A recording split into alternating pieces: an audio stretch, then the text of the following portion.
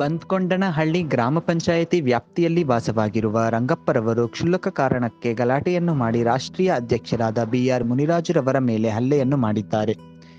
ಈ ವೇಳೆ ಬಿಆರ್ ಮುನಿರಾಜುರವರು ಬಾಗಲೂರು ಠಾಣೆಯಲ್ಲಿ ದೂರನ್ನು ನೀಡಿ ಅವರಿಗೆ ಬೆದರಿಕೆ ಕರೆಗಳನ್ನು ಮಾಡುತ್ತಿದ್ದಾರೆ ಎಂದು ತಿಳಿಸಿ ಪೊಲೀಸರಲ್ಲಿ ರಕ್ಷಣೆಗಾಗಿ ಮನವಿ ಮಾಡಿದ್ದಾರೆ.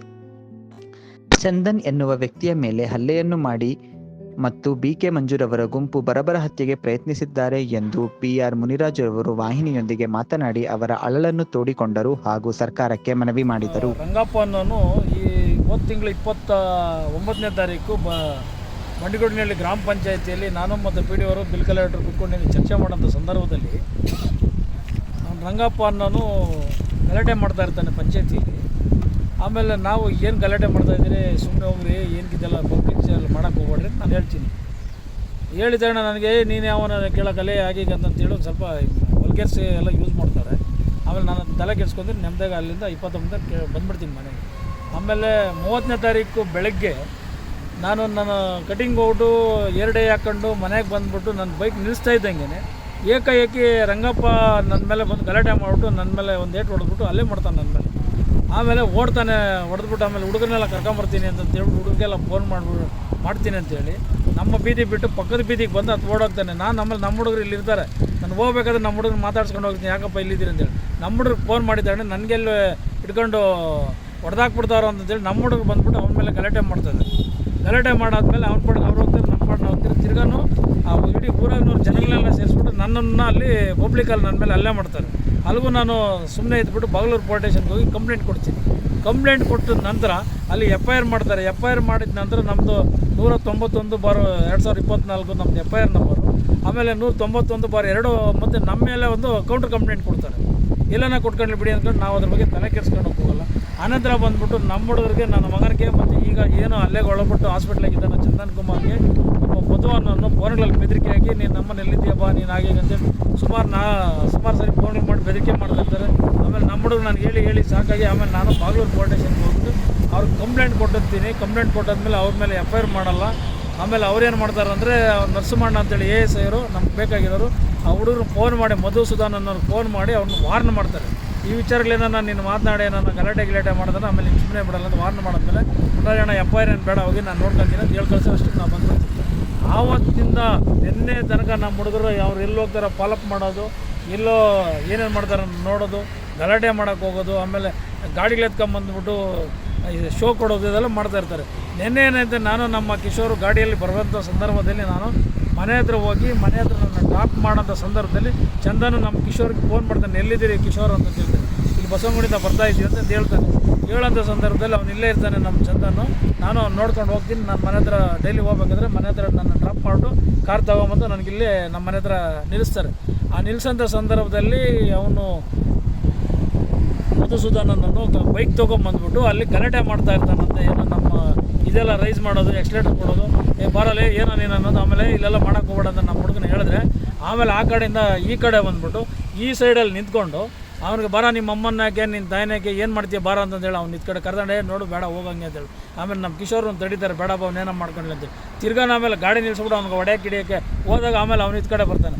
ಬಂದಿದ್ದಾಗಿನ ಏಕ್ದಮ್ ಅವನ್ನ ಹಿಡ್ಕೊಂಡು ಅಲ್ಲಿ ಹೊಡೆದಾಕ್ಬಿಟ್ಟು ಅವನು ಇನ್ನೊಬ್ಬರು ಬಂದು ಬೈಕ್ನಲ್ಲಿ ಇಬ್ಬರು ಹೊಡಿತಾ ಇದ್ದಂಗೆ ಇನ್ನೊಂದು 7-8 ಜನ ಬಂದ್ಬಿಟ್ಟು ಬೈಕ್ನಲ್ಲಿ ಬಂದ್ಬಿಟ್ಟು ಸುಮಾರು ಅಲ್ಲಿ ಮಚ್ಚುಗಳಲ್ಲಿ ಲಾಂಗ್ಲಲ್ಲೆಲ್ಲ ಹೊಡೆದಾಕ್ಬಿಟ್ಟು ಎಲ್ಲ ಮಾಡಿಸ್ಕೊಂಬರ್ತಾನೆ. ಅಲ್ಲೇ ಆನಂತರ ಇಲ್ಲಿಂದ ಓಡಾಡ್ಕೊಂಡು ತಿರುಗಿ ಈ ಥರ ಬಂದ್ಬಿಟ್ಟು ತಿರುಗಿ ಇಲ್ಲಿ ಬಿದ್ದೋಗ್ಬಿಡ್ತಾನೆ ಮಗು.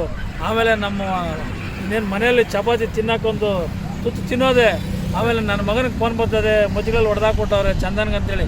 ಆಮೇಲೆ ಇಲ್ಲಿ ವರ್ಷ ನೋಡ್ತೀನಿ ನನ್ನ ಮಗ ಬಿದ್ದುಬಿಟ್ಟಿದ್ದಾನೆ. ನಾವೇನು ಮಾಡೋಕ್ಕೆ ನಂಗೆ ದಿಕ್ಕು ತೋರಿಸ್ತೀರ ಆಗ್ಬಿಡ್ತು. ಆಮೇಲೆ ಇಮಿಡಿಯೇಟ್ಲಿ ಹಂಗೆ ತಗೊಂಡು ಹಾಸ್ಪಿಟ್ಲಿಗೆ ಹೋಗಿ ಅವನ್ನ ಚಿಕಿತ್ಸೆ ಕೊಡೋಕ್ಕೆ ವ್ಯವಸ್ಥೆ ಮಾಡ್ತೀವಿ.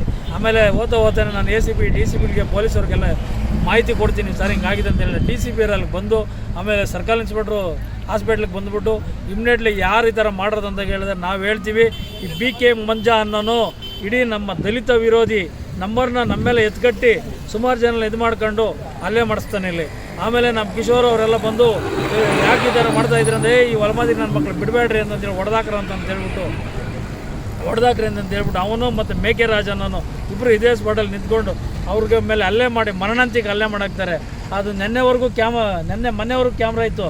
ಆ ಕ್ಯಾಮ್ರಾ ಅಲ್ಲಿ ಹಾಕಿದರೆ ಕ್ಯಾಮ್ರಾನು ನೆನ್ನೆನ ಕಿತ್ತು ಬಿಸಾಕಿದ್ದಾರೆ, ಕ್ಯಾಮ್ರಾನು ವರ್ಕ್ ಮಾಡಿದ್ರೆ ಮಾಡಾಕಿದ್ದಾರೆ. ಆಮೇಲೆ ಈ ಥರ ಮಾಡಿಬಿಟ್ಟು ನನ್ನ ಮಗನಿಗೆ ಅಲ್ಲೇ ಮಾಡಾಕವ್ರೆ. ಆಮೇಲೆ ಅವನು ಸಾಯೋ ಸ್ಥಿತಿಯಲ್ಲಿದ್ದಾನೆ, ಬದುಕೋದಂತೂ ಗ್ಯಾರಂಟಿ ಇಲ್ದಿರ ಆಗ್ಬಿಟ್ಟದೆ. ಈಗ ಹಾಸ್ಪಿಟ್ಲ್ ಆಗಿದ್ದಾರೆ. ಈ ವಿಚಾರದಲ್ಲಿ ನಾನು ಸುಮಾರು ಸಾರಿ ಬಾಗ್ಲೂರು ಪೊಲೀಸ್ ಸ್ಟೇಷನ್ ಕಂಪ್ಲೇಂಟ್ ಕೊಟ್ಟಿದ್ದೀನಿ. ಇದೇ ರೀತಿಯಲ್ಲಿ ಹಿಂದೇನೋ ನಮ್ಮ ಅಣ್ಣ ನನ್ನ ಮಗನಾದಂಥ ಚೇತನ್ರವರು ಯಾವುದೋ ಒಂದು ವಿಚಾರದಲ್ಲಿ ಸೂಸೈಡ್ ಮಾಡ್ಕೊಂಡ್ರೆ ಅವನಿಗೂ ನ್ಯಾಯ ಕೊಡಲಿಲ್ಲ. ನಾವು ಇನ್ನೂ ಈ ನಮ್ಮ ಚಂದನ್ ಮೇಲೆ ಹಲವಾರು ಬಾರಿ ಇಲ್ಲಿ ನಮಗೆ ಬೇರೆಯವರೆಲ್ಲ ಕಂಪ್ಲೇಂಟ್ ಮಾಡಿ ತಿರ್ಗಿ ಅವ್ರನ್ನ ಸುಮ್ಮನಾದರೂ ಅವ್ರ ಮೇಲೆ ಕೇಸುಗಳು ರಿಜಿಸ್ಟರ್ ಮಾಡ್ತಾರೆ. ಅದನ್ನೆಲ್ಲ ಸಹಿಸ್ಕೊಂಡು ನೆಮ್ಮದಿಯಾಗಿ ಅವ್ರಿದ್ರೆ ಈಗ ನಾವು ಒಂದು ಸಂಘಟನೆಯಲ್ಲಿ ವೇಗವಾಗಿ ಬೆಳೀತಾ ಇದ್ದೀವಿ. ನಮ್ಮನ್ನು ಕಂಟ್ರೋಲ್ ಮಾಡಬೇಕು. ಆಮೇಲೆ ಆ ಹುಡುಗ ಇದ್ರೆ ಇವ್ರಿಗೆಲ್ಲ ಮುನ್ರಾಜ್ನವ್ರಿಗೆ ಸಪೋರ್ಟ್ಗಿರ್ತಾನೆ ಅಂತ ಹೇಳ್ಬಿಟ್ಟು ನನ್ನ ಮೇಲೇ ದ್ವೇಷ ಇಟ್ಕೊಂಡು ನನ್ನ ಮೇಲೆ ಅಗೆ ಸಾಯಿಸ್ಕೋಗಿ ನನ್ನ ಮಕ್ಕಳ ಮೇಲೆ ಇದು ಮಾಡ್ತಾ ಇದ್ದಾರೆ. ಇದು ಭಾಳ ಕ್ರೂರವಾದಂಥ ವಿಚಾರ. ಈ ವಿಚಾರದಲ್ಲಿ ಯಾವುದೇ ಕಾರಣಕ್ಕೂ ಆ ಆರೋಪಿಗಳು 17 ಜನ ಇದ್ದಾರೆ, ಅವ್ರ ಮೇಲೆ ಅಟ್ರಾಸಿಟಿ ಕೇಸು ಮತ್ತು ಆಮೇಲೆ 307 ಏನು ಮಾಡಿದ್ದಾರೆ ಈಗ ಹೊಸ ಕಾನೂನುಗಳು ಬಂದು ಕಾಯ್ದೆ ಅಡಿಯಲ್ಲಿ 119 ಮತ್ತು ಆಮೇಲೆ 118 ಮತ್ತು ಅಟ್ರಾಸಿಟಿ ಆ್ಯಕ್ಟಿಗೆ ಏನಾಗಿದ್ದಾರೋ ವ್ಯವಸ್ಥಿತ ಎಲ್ಲ ಆಗಬೇಕು. ನನ್ನ ಮಗುಗೆ ಏನಾದರೂ ತೊಂದರೆ ಆಗಿದ್ದರೆ ಅವ್ರನ್ನ ಇಮಿಡಿಯೇಟ್ಲಿ ಅವ್ರನ್ನ ಬಂಧಿಸಿ ಕಾನೂನು ಚೌಕಟ್ಟಲ್ಲಿ ಶಿಕ್ಷೆ ಆಗಬೇಕು. ಈ ವಿಚಾರ ನಾನು ಸಮಾಜ ಕಲ್ಯಾಣ ಅಧಿಕಾರಿಗಳಿಗೂ ಹೇಳಿದ್ದೀನಿ. ಯಾಕಂದರೆ SC/ST ಆಗಿದ್ದರಿಂದ ಅವ್ರಿಗೆ ಒಳ್ಳೆ ಕಾನೂನು ಅಡಿಯಲ್ಲಿ ಏನೇನು ವ್ಯವಸ್ಥಿತವಾಗಿ ನನ್ನ ಮಗುಗೆ ಟ್ರೀಟ್ಮೆಂಟ್ ಆಗಬೇಕು, ಪ್ರತಿಯೊಂದು ಆಗಬೇಕು. ಪ್ರತಿಯೊಂದು ವ್ಯವಸ್ಥೆಗಳು ಸಮಾಜ ಕಲ್ಯಾಣ ಇಲಾಖೆ ಬರೆಸಬೇಕು. ಯಾಕಂದರೆ ಈ ಒಂದು ವಿಚಾರದಲ್ಲಿ ಇದು ದಲಿತರ ಅವಳಿಗಳು ಕಂಟ್ರೋಲ್ ಮಾಡ್ತಾರೆ ಅಂತ ಹೇಳ್ತಾರೆ. ದಲಿತರು ಯಾವುದೇ ರೀತಿ ಇದು ಮಾಡೋಕ್ಕೋಲ್ಲ. ಈ ನಮ್ಮ ಮೇಲೆ ದೌರ್ಜನ್ಯ ಮಾಡ್ತಾ ಇರೋದು ಸವರ್ಣಿಯರು, BK ಮಂಜು ಮತ್ತು ಆಮೇಲೆ ಅವನು ಉಪಾಧ್ಯಕ್ಷನಾಗಿ ಅವರು ಹಲವಾರು ಕೇಸ್ಗಳಿದೆ ಅವನ ಮೇಲೆ. ಬಾಗ್ಲೂರು ಪೊಲೀಸ್ ಸ್ಟೇಷನ್ನೇ ಅವನ್ನ ಗಡೀಪಾರು ಮಾಡಬೇಕು. ಆಮೇಲೆ ಗುಂಡಾ ಕಾಯ್ದೆ ವ್ಯವಸ್ಥಿತವಾಗಿ ಮಾಡಬೇಕು. ಈಗ ಈ ವಿಚಾರನ ನಮ್ಮನ್ನು ಕಂಟ್ರೋಲ್ ಮಾಡೋಕ್ಕಂತೇಳಿ ಸುಮಾರು ಕಡೆಯಿಂದ ನನಗೆ ಫೋನ್ಗಳು ಮಾಡಿ ಬೆಳಗ್ಗೆಯಿಂದ ಬೆದರಿಕೆ ಹಾಕ್ತಾರೆ. ನೀವೇನೋ ಕಂಪ್ಲೇಂಟ್ ತೊಗೊಂಡ್ರೆ ಸರಿ, ಇಲ್ಲಾಂದರೆ ನಿಮ್ಮನ್ನು ಬಿಡಲ್ಲ ಅಂತಂತೇಳಿ ಎಲ್ಲ ವ್ಯವಸ್ಥೆ ಬೆದರಿಕೆ ಹಾಕ್ತಾರೆ. ಅದಕ್ಕೆ ನನಗೂ ನನ್ನ ಕುಟುಂಬಸ್ಥರಿಗೂ ಮತ್ತು ನನ್ನ ಕುಟುಂಬಸ್ಥರುಗಳು ಎಷ್ಟು ಜನ ಇದ್ದಾರೆ ಎಲ್ಲ ನಮ್ಮ ದಲಿತರುಗಳು ಊರುಗಳಲ್ಲಿ ಪ್ರತಿಯೊಂದು ಈ ಭಾಗದಲ್ಲಿ ಬಾಗ್ಲೂರು ಪೊಲೀಸ್ ಸ್ಟೇಷನ್ ಲಿಮಿಟ್ಸಲ್ಲಿ ಎಲ್ಲರೂ ರಕ್ಷಣೆ ಕೊಡಬೇಕು. ಈ ಬಾಗ್ಲೂರು ಪೊಲೀಸ್ನವರು ಯಾವುದೇ ಕಾರಣಕ್ಕೂ ಅವರು ಸೀರಿಯಸ್ನೆಸ್ ತೊಗೊಂಡು ಹೋಗ್ತಾರೆ. ಈ ಸೀರಿಯಸ್ನೆಸ್ ತೊಗೊಂಡಿದ್ದಕ್ಕೋಸ್ಕರ ಹಿಂಗೆ ಆಗ್ತಾಯಿದೆ. ಹಿಂಗೆ ಅವ್ರಿಗೇನ 20ರಿಂದ 24 ಗಂಟೆ ಒಳಗಡೆ ಅವ್ರನ್ನೇನ ಬಂಧಿಸಿಲ್ಲ ಅಂದರೆ ಇನ್ನೂ ಒಂದು 2-3 ದಿನದಲ್ಲಿ ಬಾಗ್ಲೂರು ಪೊಲೀಸ್ ಸ್ಟೇಷನ್ ಮುತ್ತಿಗೆ ಹಾಕ್ತೀವಿ. ಇದಕ್ಕೆ ಯಾವುದೇ ರೀತಿಯಲ್ಲಿ ನಾವು ಇದು ಮಾಡೋಕ್ಕೆ ಹೋಗಲ್ಲ. ಇವತ್ತು ಏನು ಇನ್ಸ್ಪೆಕ್ಟ್ರ್ ಭರವಸೆ ಕೊಟ್ಟವರ, DCP ಅವ್ರು ಭರವಸೆ ಕೊಟ್ಟವರ, ACP ಭರವಸೆ ಕೊಟ್ಟವರ 24 ಗಂಟೆಗಳಲ್ಲಿ ಬಂದಿಲ್ಲ ಅಂದರೆ ಬಾಗ್ಲೂರು ಸ್ಟೇಷನ್ಗೆ ಮುತ್ತಿಗೆ ಹಾಕೋದಕ್ಕೆ ಯಾವುದೇ ಇದು ಮಾಡಲ್ಲ. ಎಲ್ಲ ನಮ್ಮ ದಲಿತ ಸಂಘಟನೆ ನಾಯಕರಿಗೆ ಹೇಳಿದ್ದೀವಿ, ಪ್ರತಿಯೊಬ್ಬರಿಗೆ ಹೇಳಿದ್ದೀನಿ. ನಮ್ಮ ಬ್ರದರಾದಂಥ ವಕೀಲರಾದಂಥ ಪ್ರಸಾದವರು ಬಂದವರೆ, ಆಮೇಲೆ ಎಲ್ಲ ನಮ್ಮ ಸಂಘಟನೆ ಕಾರ್ಯಕರ್ತರು ಬಂದರೆ, ನಮ್ಮ ಕುಟುಂಬಸ್ಥರು ಬಂದವರು, ನಮ್ಮ ತಾಯಿಯವರು ಬಂದವರು, ನಮ್ಮ ಕುಟುಂಬಸ್ಥರು ಇದ್ದಾರೆ. ನಮ್ಮ ತಾಯಿ ಅವನ್ನ ಮಕ್ಕಳು ಅವ್ರಿಗೆ ತಂದೆ ತಾಯಿಗಳೇ ಇಲ್ಲ, ಎಲ್ಲ ನಮ್ಮ ಅಮ್ಮನೇ ತಗೊಂಡು ಅವ್ನು ಸಾಕಿ ಅವ್ನಿಗೆಲ್ಲ ವ್ಯವಸ್ಥಿತವಾಗಿ ಅವ್ನಿಗೇನು ನೋಡ್ಕೊಂಡು ಇವತ್ತು ಆ ಅಮ್ಮನ ಬಾಧೆ ನೋಡೋಕ್ಕಾಗ್ತಾ ಇಲ್ಲ. ಇರೋ ಮಗನ ಕಳ್ಕೊಂಡ್ಲೆ ಅಂತ ಹೇಳಿ ನಮ್ಮ ಕುಟುಂಬನೇ ಒಂಥರ ಈ ಕೊಲೆ ಕಡ್ಕರದ್ದು ಇದಾದಂಗೆ ಆಗಿದೆ. ಹೋರಾಟಕ್ಕೆ ಇದೇನು ಸಿಗೋದು ನ್ಯಾಯನ? ಈ ಒಂದು ವಿಚಾರದಲ್ಲಿ ತಾವು ಮಾಧ್ಯಮದವ್ರು ಬಂದಿದ್ದೀರಾ, ಎಲ್ಲ ವಿಚಾರದಲ್ಲಿ ವಿಚಾರನ ಪ್ರಚಾರ ಮಾಡಿ ನಮಗೆ ನ್ಯಾಯ ಕೊಡಿಸ್ಬೇಕಂತ ಕೇಳ್ಕೊಳ್ತಾ ಇದ್ದೀವಿ. ನಿನ್ನೆ ರಾತ್ರಿ 7:30-8 ಗಂಟೆಯಲ್ಲಿ ಏನು ಈ ಒಂದು ಭಾಷಣ ಮಾಡಿದೆ, ಇದು ಮಾನವ ಸಮಾಜಕ್ಕೆ ಒಂದು ಪಾಠ ಕೊಡಿಸ್ತಾರೆ. ಏನಂತ ಹೇಳಿದ್ರೆ, ಏನು ದಲಿತರು ಎಲ್ಲೂ ಓಡಾಡಬಾರ್ದು, ದಲಿತರು ಎಲ್ಲೂ ನಿಂತ್ಕೊಳ್ಬಾರ್ದು, ದಲಿತರು ಏನು ದಲಿತರಾಗಿ ಎಲ್ಲೂ ಹಿಂದುಳಿದೇ ಇರಬೇಕು, ಅವರು ಯಾವುದೇ ರೀತಿ ಮುಂದುವರಿಬಾರ್ದು ಅನ್ನೋ ಒಂದು ದೃಷ್ಟಿನ ಇಟ್ಕೊಂಡು ಈ ಸವರ್ಣೀಯ ಜನಾಂಗದವರು ದಲಿತರನ್ನು ತುಳಿತಾ ಇದ್ದಾರೆ. ಅವ್ರ ಮೇಲೆ ಸುಳ್ಕೇಸುಗಳು ಹಾಕೊಂಡು ಒಳ್ಳೆಯದು ಅದು ಇದು ಬಿಟ್ಟು ಈ ಮುಚ್ಚುಗಳನ್ನ ಇಟ್ಕೊಂಡು ಪಬ್ಲಿಕ್ಕಲ್ಲಿ ಏನು ಮುಚ್ಚುಗಳನ್ನ ಇಟ್ಕೊಂಡು ಒಂದು ವ್ಯಕ್ತಿನ ಅಟ್ಯಾಕ್ ಮಾಡಿ ಹೊಡಿತಾರೆ ಅಂತ ಹೇಳಿದ್ರೆ ಕಾನೂನು ಸುವ್ಯವಸ್ಥೆ ಏನಾಗಿದೆ? ಇಲ್ಲಿ ಕಾನೂನು ಪೊಲೀಸ್ ಅವರು ಏನು ಕೆಲಸ ಮಾಡ್ತಾರೆ? ಹಲವಾರು ಕೃತ್ಯಗಳು ನಡೀತಾ ಇದೆ ಇಲ್ಲಿ ದಲಿತರ ಮೇಲೆ ದೌರ್ಜನ್ಯಗಳು. ಅವ್ರ ಮೇಲೆ ಕ್ರಮ ತಗೊಂಡು ಅವ್ರನ್ನ ಕಾನೂನು ರೀತಿ ಶಿಕ್ಷಿಸಿದ್ರೆ ಈ ರೀತಿ ಆಗ್ತಾ ಇದ್ದಿಲ್ಲ. ಆಲ್ರೆಡಿ ಇವ್ರ ಮೇಲೆ ಅಟ್ಯಾಕ್ ಆದಾಗ, ಇವ್ರ ಮೇಲೆ 2-3 ಸರಿ ಬೈದಾಗ, ಗಲಾಟೆ ಮಾಡಿದಾಗ ಕಂಪ್ಲೇಂಟ್ ಕೊಟ್ಟಿದ್ದಾರೆ, ಧಮಕಿಗಳಾಗ್ದಾಗ ಕಂಪ್ಲೇಂಟ್ ಕೊಟ್ಟಿದ್ದಾರೆ. ಆವಾಗಲೇ ಅವ್ರನ್ನ ಕರೆಸಿ ಅವ್ರ ಮೇಲೆ ಕೇಸ್ ಮಾಡಿ ಅವ್ರನ್ನ ಜೈಲು ಕಟ್ಟಿದ್ರೆ ಈ ಒಂದು ಘಟನೆ ಇಲ್ಲಿ ನಡೀತಾ ಇದ್ದಿಲ್ಲ. ಈ ಘಟನೆ ನಡೆದಿರೋದು ಯಾಕಂತಂದರೆ ಈ ಕೃತ್ಯ ನಡೆದಿರೋದು ನಿಜವಾಗ್ಲೂ ಹೇಳ್ಬೇಕಂದ್ರೆ ಮಾನವೀಯತೆಯಲ್ಲಿ ನಿಜವಾಗ್ಲೂ ಯಾರಿಗೂ ಈ ಥರ ಮಾಡಬಾರ್ದು ಸರ್. ಆ ಥರ ಕೃತ್ಯ ನಡೆದಿದೆ. ಆದರೆ ಇತ್ತೀಚೆಗೆ ನಡೆದಿರ್ತಕ್ಕಂಥ ಕೆಲಸಗಳು ತುಂಬ ಕೇಸುಗಳಲ್ಲಿ ಇನ್ವಾಲ್ವ್ ಆಗಿರೋರು ಇಲ್ಲಿ ಕಾಣದ ಕೈಗಳು ತುಂಬ ಇದ್ದಾವೆ ಸರ್. ಅದನ್ನ ಫಸ್ಟು ಅದನ್ನ ಬಂಧಿಸ್ಬೇಕು ಅವ್ರನ್ನ. ನಾವು ಕಡಲೆಕಾಯಿ ಅದು ಇದು ಮಾರ್ಕೊಂಡು ಮಗುನ ಸಾಕ್ಕೊಂಡು ಇದು ಮಾಡ್ಕೊಂಡಿದ್ರಿ. 8 ದಿನದಿಂದ ನೀವು ಪಾಲ್ಟಿ ಮಾಡಿರೋದು ನಮ್ಗೆ ಅರ್ಥ ಇಲ್ಲ. ಅರ್ಥ ಇಲ್ದಿದ್ದಾಗ ಅವನೊಬ್ಬನು ಒಂಟಿಗೆ ಸಿಕ್ಕೋಗ್ಬಿಟ್ಟು ಅಂತ ಹೇಳ್ಬಿಟ್ಟು ರಾತ್ರಿ 8 ಗಂಟೆಗೆ ಇದು ಮಾಡ್ತಾರೆ. ಬಾಗ್ಲೂರು ಪೊಲೀಸವ್ರು ನಮ್ದೇನು ತಗೊಳಲ್ಲ.